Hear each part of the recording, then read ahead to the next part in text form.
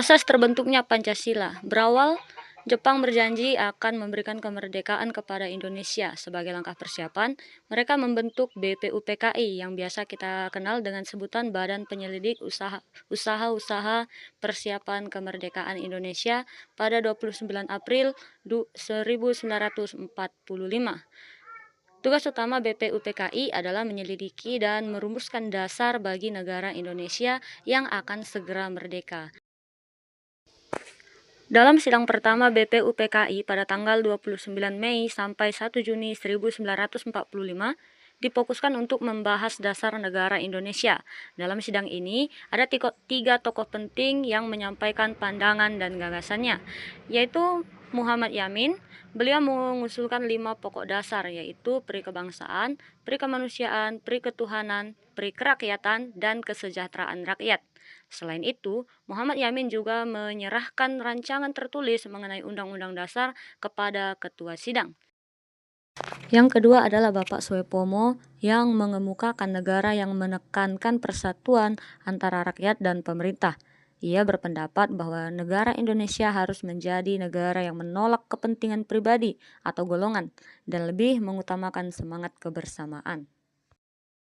Dan yang ketiga adalah Bapak Insinyur Soekarno. Dalam pidatonya yang bersejarah pada tanggal 1 Juni 1945, Soekarno menyampaikan 5 dasar negara, yaitu kebangsaan Indonesia, kemanusiaan yang adil dan beradab, mufakat atau demokrasi, kesejahteraan sosial, dan ketuhanan yang berkebudayaan. Kelima prinsip tersebut kemudian dinamakan oleh Soekarno Pancasila. Pancasila berasal dari bahasa Sanskerta. Panca berarti 5 dan sila berarti dasar atau prinsip. 1 Juni 1945 kemudian ditetapkan sebagai hari lahir Pancasila. Setelah sidang pertama usai, dibentuklah Panitia 9. Panitia 9 ini berhasil merumuskan sebuah naskah penting yang kita sebut dengan Piagam Jakarta, yang berisi rancangan pembukaan Undang-Undang Dasar 1945 dan dasar negara di dalamnya. Pada Piagam Jakarta, sila pertama berbunyi ketuhanan dengan kewajiban menjalankan syariat Islam bagi pemeluk-pemeluknya. Dalam sidang kedua, yaitu membahas rancangan Undang-Undang Dasar 1945 yang didasarkan pada Piagam Jakarta. Bunyi sila pertama ini ternyata menuai perdebatan. Setelah perdebatan dan penyempurnaan, BPUPKI menyelesaikan tugasnya dan kemudian dibubarkan.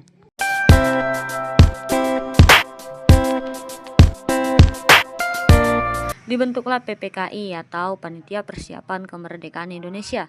Pada 18 Agustus 1945, PPKI secara resmi mengesahkan Undang-Undang Dasar 1945, menetapkan pembukaan Undang-Undang Dasar 1945 dan menjadikan Pancasila sebagai dasar negara Republik Indonesia. Namun, terdapat perubahan pada sila pertama. Rumusan dalam Piagam Jakarta yang berbunyi ketuhanan dengan kewajiban menjalankan syariat Islam bagi pemeluk-pemeluknya diubah menjadi ketuhanan yang Maha Esa agar dapat diterima oleh seluruh lapisan masyarakat di Indonesia yang beragam keyakinannya. Jadi, Pancasila lahir dari perjuangan dan persatuan para pendiri bangsa kita yang menempatkan kepentingan nasional di atas segala perbedaan. Oleh karena itu, kita wajib menjaga, menghargai, dan mengamalkan nilai-nilai Pancasila dalam kehidupan sehari-hari. Lahirnya Pancasila mengajarkan kita arti penting dari persatuan dan toleransi. Para pendiri bangsa kita datang dari berbagai latar belakang dan perbedaan, namun mereka rela mengesampingkan perbedaan demi satu tujuan, yaitu untuk Indonesia yang merdeka dan bersatu. Perubahan, perdebatan, dan pengorbanan yang terjadi saat perumusan dasar negara menunjukkan bahwa persatuan tidak lahir dari keseragaman, tetapi dari kerelaan untuk saling menghormati. Dan sebagai generasi penerus bangsa ini, tugas kita bukan hanya mengenang Pancasila saja, tetapi menghidupinya dengan berlaku adil, menghargai perbedaan yang ada, dan menjaga persaudaraan. Pancasila bukan hanya dasar negara, tapi juga pedoman hidup untuk membangun bangsa yang damai dan bermartabat. Sekian dari saya dan terima kasih.